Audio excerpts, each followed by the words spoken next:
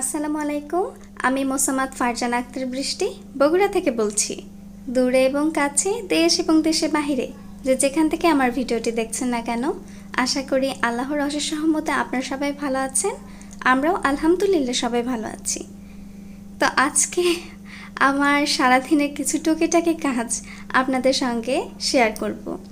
যদিও সারাদিনে অনেক কাজ থাকে, তবে কিছু কিছু কাজ আপনাদের সঙ্গে আজকে আমি শেয়ার করার চেষ্টা করব। তো বাহিরে যে দেখেছেন এটা কিন্তু পুরাই ছাত্রাবাস, এই জন্য আমি বাহিরে খুবই কম করি, আসলে মানে জানালার খুবই কম খুলি, নেটটা সবসময় দেওয়া থাকে। তো আসলে ছাত্রাবাস থাকলে খুবই একটা প্রবলেম হয়, বাড়ির আশেপাশে মানে ছেলেদের সংখ্যাটা একটু বেশি হয়, যেটা মেয়েদের জন্য অনেক ক্ষতি আমি যা বলি, মানে আমি যা ভাবি আর কি। মানে ছাত্রাবাস আমার একদম পছন্দ না। তো এখন কি আর করার, যেহেতু মানে হয়ে গেছে আর কি, জায়গা এখানে হুট করে নেওয়া হয়ে গেছে, আশেপাশে বাড়িঘর আছে। তো যাই হোক, এদিকে আমার কাজের ফাঁকে ফাঁকে এদিকে আবার আজকে আমার রাতে মা আমার সাথে ছিল, যেহেতু আমার ছোট বোন আমার চাচার বাসা গিয়েছিল। তো সেখানে যাওয়ার কারণে মা বলছিল যে তুমি কি ভয় পাবা, তুমি কি ভয় পাবা, যেহেতু মা বারবার বলছে, মার কথা শুনে আমার কেন জানি ভয় লাগতেছে। তো মাকে বললাম যে আচ্ছা তুমি থাকো আমার সাথে, যে আমি একা থাকবো না, মানে তোমার কথা শুনেই ভয় পাচ্ছি, আমি আর থাকবো না একা, তুমি আমার সাথে থাকো। তো রাতে আমার সাথে ছিল, ওগুলো মার ওনারই আসলে ছিল, খুলে ফেলেছে। তো এদিকে বিছানায় এরকম সুন্দর সুন্দর আমি টান করে রেখেছি। বিছানা সুন্দর থাকলে আসলে সত্যি অনেক শান্তি এবং মনটা ভালো লাগে, ফ্রেশ লাগে। এদিকে আবার আমার টেবিল এখন মুছতে হবে, যেহেতু অনেক ধুলা পড়ে আছে। আমাদের বাসা এখনও টাইলস করা হয়নি, কুরবানি ঈদ যেহেতু হয়ে গেল, সেজন্য বাবা বলছে কুরবানি ঈদের সময় আর না করি, কুরবানি ঈদটা চলে যাক, তারপরে দেখা যাক কি করা যায়। তো কুরবানি ঈদের কারণে আর কি এরকম টাইলস করা হয়নি। তো এখন বর্তমানে মেঝে ঢালাই যেরকম থাকে সেরকমই আছে, তার উপরেই আমরা সুন্দর মতো পরিবেশ করে আর কি আছি। তো যাই হোক, আল্লাহর রহমতে আমরা অনেক সুখে শান্তিতে আছি, কোনো সমস্যা নেই আলহামদুলিল্লাহ। ইনশাল্লাহ একদিন টাইলসও হয়ে যাবে। তো এদিকে আস্তে আস্তে সব কিছুই মুছে নিচ্ছিলাম, যেহেতু এগুলো মুছতে হবে, না হলে এগুলো নষ্ট হয়ে যাবে। সব কিছুই মুছে নিতে হবে, মুছে মুছে রাখলে আসলে জিনিসও ভালো থাকে, দেখতেও সুন্দর লাগে, নিজেকেও ভালো লাগে যে না আমার জিনিসগুলো সুন্দর মতো আছে, ভালো লাগে আর কি।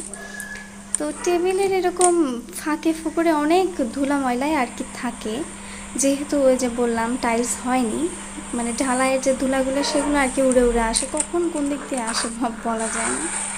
তবে যাই হোক, মুছলে আবার ভালো হয়, মুছলে জিনিসটা ভালো থাকে, দেখতে সুন্দর লাগে। তো এদিকে সব কিছু আস্তে আস্তে মুছে নিচ্ছিলাম। এখানে আমি আমার কাছেই তসবিহ রাখি, যেহেতু নামাজ পড়ার সময় তখন খোঁজাখুঁজি জিনিসটা কেমন জানি দেখায়, যে জন্য আমার টেবিলেই রেখেছি, পড়ার টেবিলে। আর এই পড়ার টেবিলটা আমি বেশ কয়েকদিন আগে খুব সুন্দর মতো মুছে নিয়েছি, যেহেতু আমার এসএসসি পরীক্ষা শেষ হয়ে গেছে, অনেক বই খাতায় ছিল যেগুলো আমার দরকার ছিল না আর কি, দরকার শেষ হয়ে গেছে, যে কারণে আর কি আমি বইগুলো একদম মুছে টুছে ঝেড়ে বাড়ি থেকে বের করে দিয়েছি, বেচে দিয়েছি আর কি। তো বেচে দিয়ে কিছু অর্থ উপার্জন করেছি, ইনকাম করেছি। তো জিনিসটা আমার কাছে বেশ ভালো লাগে। আপনারা কে কে মনে করবেন জানি না, তবে আমার বই বেচতে খুবই ভালো লাগে, কারণ আমি এত ভালো লাগে না আমার পড়াশোনা করতে, এমনিতে গল্পের বই পড়া, এমনিতে অন্য কাজ করা, অন্য কিছু শেখান আমার কোনো সমস্যা নাই। এই পড়াশোনা করতে কেন যেন একটা অনীহা লাগে, একটা মানে বিরক্ত লাগে, যে ইস এত কেন পড়া। অন্য কিছু পড়তেছি, মানে আমি অন্য বয়সের পড়া আমার কাছে খারাপ লাগে না, নিজের বয়সের নিজের ক্লাসের পড়া পড়তে আমার প্রচুর বিরক্ত লাগে। তো যাই হোক, আল্লাহ রহমতে এসএসসি পরীক্ষা তো দিয়েছি, আল্লাহ রহমতে এখন দেখা যাক, রেজাল্ট পর্যন্ত অপেক্ষা, আসলে কি যে হবে বলতে পারছি না। সবাই আমার জন্য একটু দোয়া করবেন প্লিজ, আপনাদের দোয়া হয়তো বা আমাকে অনেক দূরে এবং অনেক ভালো জায়গায় নিয়ে যেতে পারে। আপনারা সবাই আমার জন্য অনেক দোয়া করবেন, যাতে আমি একটা সুন্দর ভালো রেজাল্ট করতে পারি। আসলে অনেকজনই থাকে না, আপনারা তো জানেন, আপনাদেরও আত্মীয় স্বজন আছে, আপনারাও জানেন, আসলে কেউ কারো ভালো আর কি সহ্য করতে পারে না। তো আর কি অনেকেই আছে, আমি এক দুইজন বলছি না, প্রচুর মানুষ আছে যারা হিংসা বলেন, খারাপ লাগা বলেন, মানে একজন আরেকজনের ভালো আর কি দেখতে পারে। তো তাদের জন্যই আমি আর কি মানে আপনাদের কাছে বলছি, তাদের জন্য আমার একটু দোয়া করেন যে তাদেরকে যেন আমি দেখে দিতে পারি যে না, বৃষ্টি পারে। তো এটা নিয়ে একটু টেনশনে আছি। তো এখন এত গল্প মারা ঠিক হচ্ছে না, যে রেজাল্টটা চলে যাক, আলহামদুলিল্লাহ, আল্লাহ আল্লাহ করে আল্লাহ রহমতে ভালো মতো রেজাল্টটা পেলেই আমি একদম শান্তি। তো এটা হচ্ছে আমার সিন্দুকের চাবি, যেটা দিয়ে আর কি আমি আমার মূল সিন্দুকটা আর কি খুলি।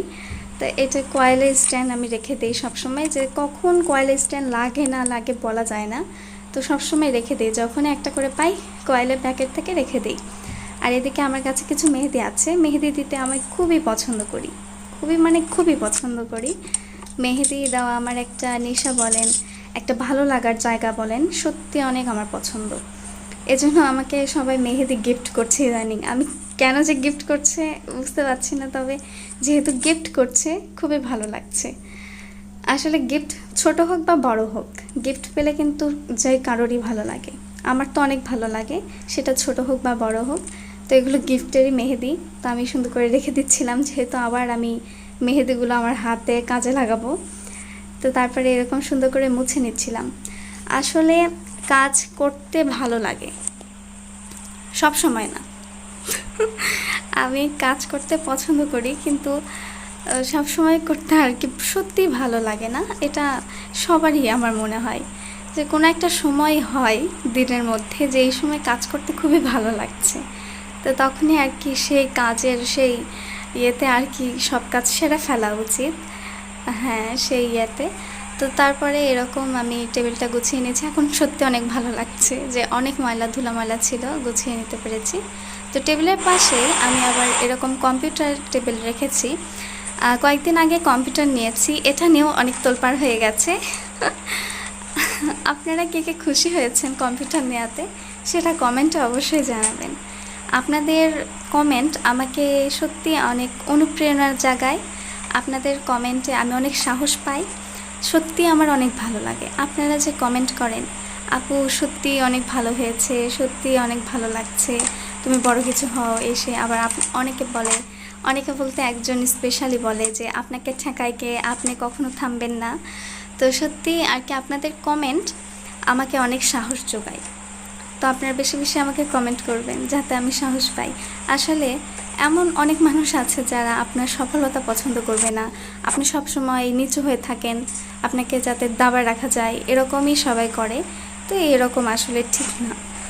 আজকে আমার মনটা অনেকই ফুরফুরা, তবে কেমন জানি একটা মাঝে মাঝে লাগে। আসলে ঈদের পর কুরবানি ঈদ হয়ে গেছে, একটা অনেক বড় একটা ঈদ এবং অনেক বড় একটা দায়িত্ব। আমার যা মনে হয় যে এই কুরবানি ঈদে অনেক দায়িত্ব থাকে এবং অনেক কাজ থাকে, যেটা এমনিতে ঈদুল ফিতর যেটা আমরা মাসকে ঈদ বলি সেটাতে অত থাকে না। ঈদটা আসলেই অনেক একটা ইম্পর্ট্যান্ট আমাদের জন্য এবং আল্লাহকে খুশি করার একটা মাধ্যম। তো সবারই আর কি সুন্দর মতো ভালো করে আর কি এইটা পালন করা উচিত, যাতে আল্লাহ তাআলাকে খুশি করা যায়। তো এদিকে দেখতে দেখতে আমি কম্পিউটার গোছানো শেষ করে ফেলেছি, মুছে নিয়েছি। যদিও এই টেবিলটা আমি বারবার মুছি, যেহেতু কয়েকদিন আগে নিয়েছি, একটু ভালো লাগে বেশি কাজ করতে। এদিকে সকাল সকাল ঘুম থেকে উঠে ওগুলো কাজ শেষ করার পরে ঠান্ডা ঠান্ডা পানি ভালো লাগছে, যদিও বাহিরে প্রচুর রোদ উঠে গেছে। এদিকে এই যে আমি আবার ফ্রেশ হয়ে মার কাছে চলে এসেছি। মা এখানে ছাদে গাছগুলোতে পানি দিচ্ছে। গত 2 দিন আমরা গাছে পানি দিতে পারিনি, গাছের অবস্থা একদম বেহাল হয়ে গেছে, বলে বোঝানো যাবে না যে কতটা খারাপ অবস্থা। আমি বিকালে উঠে আরও খারাপ অবস্থা দেখতে পেরেছি, আপনাদের সঙ্গে শেয়ার করব। ভিডিওটি আপনারা সম্পূর্ণ দেখবেন, আশা করি আপনারা স্কিপ করবেন না। স্কিপ করলে আমি খুব কষ্ট পাবো। আপনারা সবাই সম্পূর্ণ ভিডিওটি ধৈর্য সহকারে একটু দেখেন, আপনার অবশ্যই ভালো লাগবে। এদিকে আবার মা দুপুরের জন্য আমি এই ভিডিও ক্ষেত্রে নিয়েছি দুপুরের একটু আগে।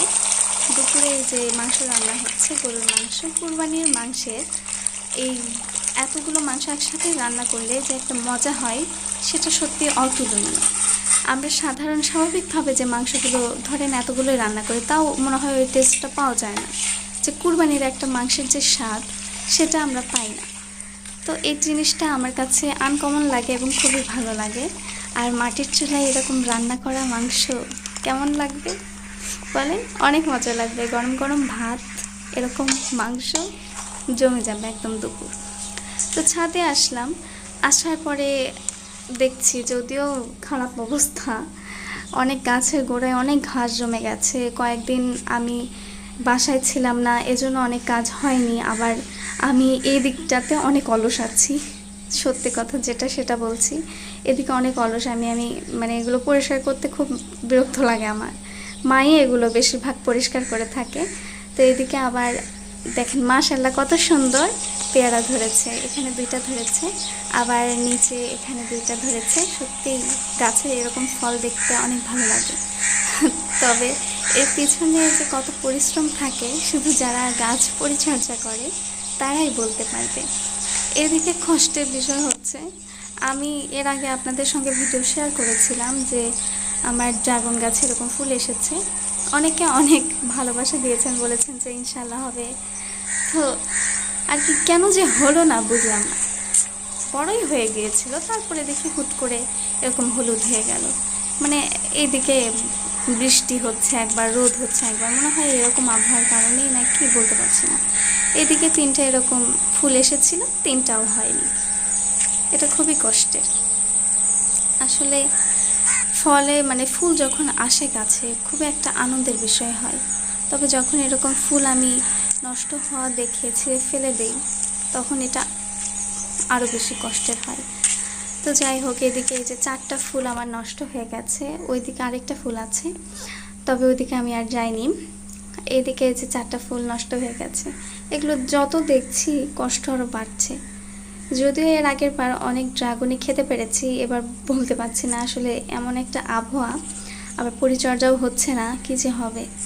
এদিকে আলহামদুলিল্লাহ এই যে কত সুন্দর ডালিম ধরেছে, এটা এখন আরও হয়তো অনেক দিন লাগবে। যেহেতু ডালিম আপনারা যাদের ছাদ বাগানে ডালিম আছে, ডালিম গাছ আছে, আপনারা বলতে পারবেন যে প্রচুর সময় লাগে আসলে এই ডালিমটা একদম পরিপূর্ণ হওয়ার অনেক সময় লাগে। এদিকেও একটা ডালিম ধরেছে, ডালিমটা পাতার জন্য দেখা যাচ্ছে না খুব একটা ভালোভাবে। এদিকে দেখেন এই গাছটা দেখে আপনাদেরও কষ্ট লাগবে। গতদিন আমি পানি দিয়েছি যে কারণে এই পেয়ারাগুলো একটু তাজা হয়েছে, একদম কি বলবো চুরিপুটি লেগে গিয়েছিল, মানে একদম হয়ে গিয়েছিল। পানি দেওয়ার পর একটু হয়েছে। এদিকে দেখেন পাতার মরমর শব্দ উঠে গেছে, মানে এতটা রোদ গেছে যে এদের পাতায় এরা একদম সব শুকিয়ে গেছে, কিছু কিছু পাতা জীবিত আছে। তো পানি দিয়েছি, তো এখন ছাদ থেকে নেমে যাব। ভিডিওটি কেমন লাগলো অবশ্যই কমেন্টে জানাবেন, আর আমার পাশে থাকবেন সব সময়। আজকে এতটুকুই, আল্লাহ হাফেজ।